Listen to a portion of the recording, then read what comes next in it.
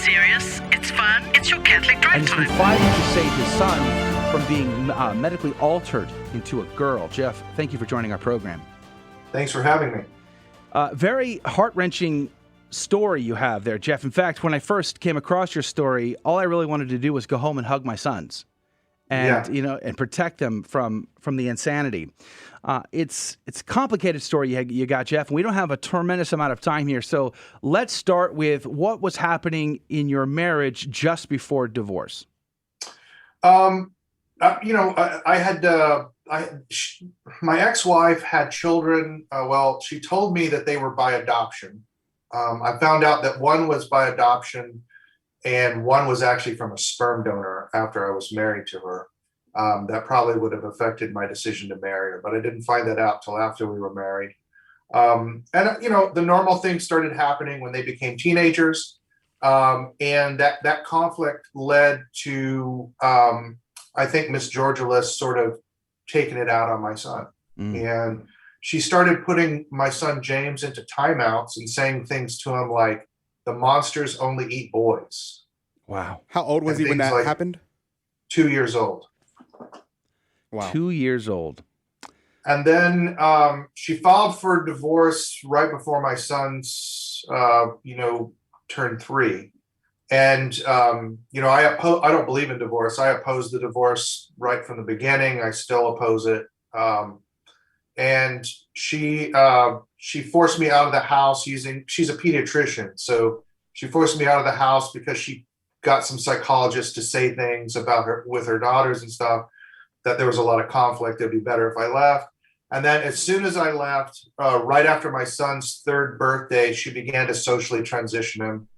She started reading him transgender books, teaching him about, telling him that he had a girl's brain and a boy's body. She began to cross-dress him and to actively teach him that he was actually a girl. If you go onto YouTube, you can just search for a video, "Mommy Says I'm a Girl." It went viral. And that's me learning for the first time what she was doing to my son. In court testimony, she said that this all started when he chose a girl's toy for a Happy Meal. Wow. Wow. Mr. Younger, could you tell us about how he got the name Luna, how his mother started calling him Luna? I remember hearing the story, and I was so shocked by what happened here, and it really opened my eyes to what's going on. Yeah, there's so initially they wanted him to pick a girl's name, and they pushed him strongly to pick a girl's name. And he's a little kid; he's 3 years old, so he chose the name Starfire from a cartoon. And they told him that was inappropriate, and pushed him to choose the name Luna, which is the title of a very prominent transgender book, which depicts sex acts on kids. That's horrible. I mean, that's diabolical. It is diabolical. Diabolical is the right word. Yeah, for sure. This is a satanic and demonic attack on our society. That's exactly right. Jeff Younger is our guest, sharing with us this heart-wrenching story and battle which is ongoing. Now, I think this exposes some of the difficulties that society has to wrestle with in the wake of divorce. I myself come from a very broken home and have gone through this myself as a child growing up. So I understand what this is. But in the state of Texas, they favor the mother, do they not? I mean, that's part of the issue here. It's absolutely unbelievable. We have open trials in the United States. Most countries don't have open trials. Every citizen should go to family court and visit family court and watch the family court judges in action. Fathers, so there are federal laws. The one that's the most pernicious is a federal law called Title 4D. Title 4D gives matching funds for the collection of child support. It's 60 cents on every dollar.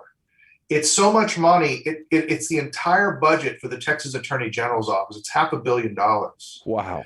Yeah, it's a huge amount of money. But the state only gets that money if somebody pays child support.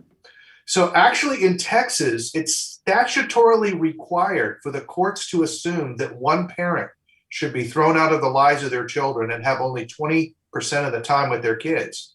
because that produces the maximum amount of child support and the maximum amount of remuneration to the state from the federal government. And the parent that is chosen to pay that child support 90+% of the time in Texas is the man.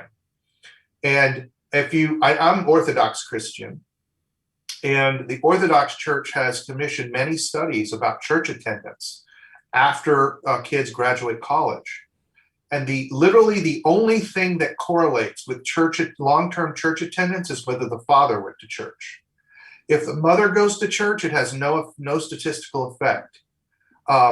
It's only the father's church attendance which correlates with positive church attendance with children when they're later in life, and whether they raise their children in the Catholic faith. So fathers are very important, but there's a massive amount of money involved. This is more money that exists in most defense programs. So it's a huge amount of money that's pushing fathers out. And frankly, when it comes to parental rights, fathers have virtually no rights in court. I mean, look at me. I've spent in just pure cash $500,000. Wow. In total economic costs, I've incurred about $1.2 million. And that's just to prevent my son from being physically and chemically castrated by my ex-wife, much less being a part of my son's life. That's insane. Jeff Younger's our guest, sharing his ongoing struggle and story about trying to prevent his little boy from being medically altered. It's a difficult thing, but we're up against a break here in a moment. I just want to highlight this real issue in states like Texas, but there are other states as well, that favor so dramatically towards the mother. It assumes that all dads are somehow bad. I mean, there are bad fathers. We all know this. But there are probably a lot of dads who want to remain actively involved in the lives of their children, don't have any issues paying child support, would gladly give to the support of their children, and yet the law seems to favor against them every time. No doubt about it. And, the studies are very clear on this, right? If you have less than 40% of time with your kids, your child is being raised in a single-parent home. The psychological effects are identical. And it does bring up the problem with no-fault divorce. Yes, yes. I mean, one parent can just unilaterally decide to just leave the family, and that's it. I mean, there's nothing you can do about it. She's raising my son in some kind of new, like, liberal Lutheran church where they use like gender-neutral pronouns for Jesus and all this other stuff. Hold that thought. She's effectively changed my child's religion and is teaching him heresy. Unbalanced, but that's kind of where we left it before the break. Jeff, what's the situation right now? You said you spent $500,000. So have you been able to successfully block this transition? Where are you at now in your circumstances? Yeah, I won my last trial. So the court awarded me 50-50 conservator rights, which in Texas are your parental rights. So she can't exercise medical decision-making without my consent, and that effectively allows me to block these procedures. Praise be to God. However, she has now taken me back to court. She's trying to strip me of my parental rights again. My son is unusual because he only presents as a girl with his mother. Mm. With everyone else, me at church, everywhere, he presents as a boy. Okay? And I think the calculation that the transgender activists have made is that if they can get this boy, they can get any child because of that. He does not present consistently. So the court-appointed counselors decided, it's Dr. Fletcher in Frisco, Texas, and Dr. Threets in Carrollton, Texas. They decided that they were only going to see my son James when he presents as a girl from his mother's house, but never see James when he presents as a boy from my home. Wow. And I refused consent for them to do that. And on that basis, they've gone to court to strip me of my parental rights. I'm also speaking to you right now in violation of an illegal court gag order. And I've been violating that order with impunity because it violates my civil and constitutional rights. I'm not allowed to speak, according to the court, I can't speak on transgender issues, LGBT issues, anything related to the case. I'm not even allowed to tell you whether my son is a boy or a girl, according to the court. Wow. I'm not following that order. I've invited the court to consider criminal contempt proceedings against me. I believe it's unconstitutional, and I want standing to go to the Texas Supreme Court to strike down these unconstitutional gag orders for all fathers in this state. On July 2nd, I have a court hearing, and at that hearing, they are asking to jail me for 1 year for violating the gag order, 10 years probation, and a $50,000 fine. We have a writ of habeas corpus ready to go. I'm going to court with a jail bag. They're also seeking to strip me of my parental rights, which would give her sole medical decision-making authority, and allow her to chemically castrate my son on puberty blockers and cross-sex hormones. And by the way, when these kids go on cross-sex hormones, which they do at 10 years old, my son is now 9, it permanently sterilizes the child. Oof. And they're doing that to 10-year-olds, hundreds of them in the state right now. The other thing is, I have 2 court orders that have already adjudicated that my son's name is James Damon Younger. He's named after the saints Cosmos and Damianos. He is a male by sex, and he's a boy by gender. I have 2 court orders to that effect. Yet I still cannot stop the Capel Independent School District from teaching my son that he's a girl. When I brought him to school in boys' clothes, the teacher gave him a dress. That's insane. He uses female pronouns. He uses the female bathroom. And despite these court orders, the Capel Independent School District's position is I have to take them to federal court to get them to stop teaching my son that he's a girl. That is horrific. And that actually kind of answers the question I wanted to ask, which was, I see that there's hundreds of cases just like yours all over the nation, but I don't hear anybody talking about it. You're the only voice that is outspoken, that is loud. Yes. Is this the reason why? Yes, it's because family courts routinely put unconstitutional gag orders on fathers so they can't speak out about the injustices that are meted out to them. That's why you never hear about it. I've just decided that I'm following the Lord Jesus Christ. I think persecution by these sinners is a crown that I'll wear, and I am not going to obey unconstitutional orders, mandates, or laws that prevent the due exercise and prudent exercise of my civil constitutional rights. I'm simply not ever going to do it. It's never going to happen. But I'll tell you something even worse. Currently under Texas law, these barbaric medical procedures where they chemically sterilize my son, stunt his growth with puberty blockers, surgically remove his penis and testicles, are considered medical child support in the state of Texas. And if I fail to pay for these barbaric acts on my son, I will be committing a state jail felony and they will imprison me in the state. And I fully expect to go to prison because I am never doing that to my son. Amen. Can you speak about what you refer to as the Save James laws, the HB 1399 and HB 68? Okay, so we had 4 bills. We had 2 in the Texas Senate and 2 in the House. The ones you probably heard about are HB 1399 and then HB 1646. Recently, we had the Senate bill was sent to the House, HB 1311, which is similar to HB 1399. We wanted to take 2 approaches so they would go to different committees. One just says that these procedures are child abuse, and the other one simply outlaws the procedure and removes all liability protection from doctors so that they won't perform the procedures.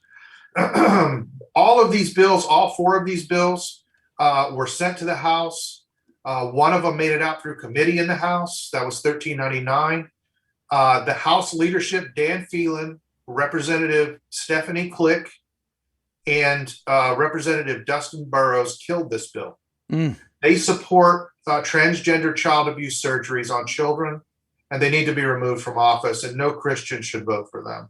You know, the governor of Tennessee just signed a bill in Tennessee to try to block these types of therapies for prepubescent children.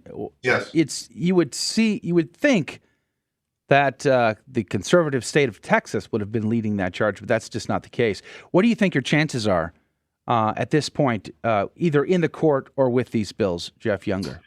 The bills are dead. There's no chance of passing these bills at this point. They have successfully delayed them long enough that they are dead. Governor Abbott Steve Munieri, his consultant, Dan Phelan, who has a 100% approval rating from the largest LGBT organizations, is the Speaker of the House. And these people successfully killed these bills. And they did it. And we now have to exact political reprisals against them, and we have to focus on that right now. In court, I don't expect that the court will want to bring a criminal contempt action against me, because I'm pretty sure that they know that they will lose, and it would limit the court's actions in future cases. I suspect they'll come after me for something else. They've alleged that I've been in late on child support payments, and I've looked at the records with the Texas Attorney General's office, and there were 4 payments that came in after the first, but there have never been any arrears on child support. I've never been behind in the child support. But technically, I guess the courts can put you in jail if you're even 1 minute late. Wow. That's the first. So the court may choose to go that way. I really don't know what to expect. This is my first time before this judge. I'm facing the most powerful family law firm in the state of Texas, Coons Fuller. They're one of the largest donors to judicial political campaigns in the state of Texas, and they manufacture wins in cases. Let me just put it like that. And they've gone all out on this case. And when I was at trial, my country lawyer showed up, and there were 7 lawyers on the other side when we went to trial. So she's Miss Georgilis, pediatrician in Capel. My ex-wife is just pulling out all the stops to take my children away from me. And the courts appear to be willing to indulge her. Wow, that's horrific. So you are Orthodox Christian and we're Catholics. Yes. Have you received any support from any of the patriarchs, any of the bishops, or the like? No, I went to St. John the Baptist Greek Orthodox Church in Euless, Texas, and they literally threw me out of the church. They hired a police officer to follow me around during liturgy because they said I was too angry about what was happening to my son. At no time did the church stand up for my son. The priest there, Father Vasile, allowed my son on church grounds in a dress in direct violation of canon law. At the Greek festival at that church, he allowed my son to go on stage as a girl and dance as a girl. And when I pointed this out to him, he looked at me and said, "What can I do?" So no, my church has not stood up for me. That's why I have such respect for my Roman Catholic brothers and sisters. And particularly Bishop Strickland over in Tyler has been really strong on these issues. Just as unfortunately it has been the burden of my Roman Catholic brothers and sisters to bear the main burden of opposing abortion in the United States. I'm afraid that it's gonna fall to your shoulders to oppose the trans agenda too. But I want you to know that there are many Orthodox Christians like myself who love you, who pray for you. And every single day I pray for your patriarch, for your Pope, and I pray that our two churches will join together in unity. And I want you to know that we respect the work you've done on abortion beyond belief, and that we look forward to working with you to stop this travesty. Thank you, Jeff. We are out of time. How can people support you? Do you have a website or anything? I don't, because I get slapped down by the courts all the time, but there's a group of volunteers on Facebook. If you search for Save James on Facebook, you can stay up to date with all the information there. My 2 twin boys, their saint names are Cosmos and Damianos, Damon, James Damon Younger. And my son Jude is named for the prophet Daniel. If you would just say prayers to their saints, absolutely. That would be the best thing. We are out of time, though. Jeff Younger, God bless you and God love you. We'll be keeping you in our prayers, and search for Save James on Facebook. Maybe you can support him in his cause. God bless you, Jeff. And again, we'll be keeping you in our prayers. May God save your son. All right, that is going to do it for the first hour of Catholic Drive Time. If you can join us in the second hour, we're giving out the prize today on our trivia show. We'll see you then. God love you. Thank you for joining us on your Catholic Drive Time, where it is our pleasure to keep you informed and inspired. Join us Monday through Friday at the same time, right here on your favorite Catholic radio station. Don't forget to connect with us. Just go to facebook.com/Catholic Drive Time. Again, that's facebook.com/Catholic Drive Time. Be sure to share more than just us today. Share Jesus with everyone you meet. Bye now, and God love you.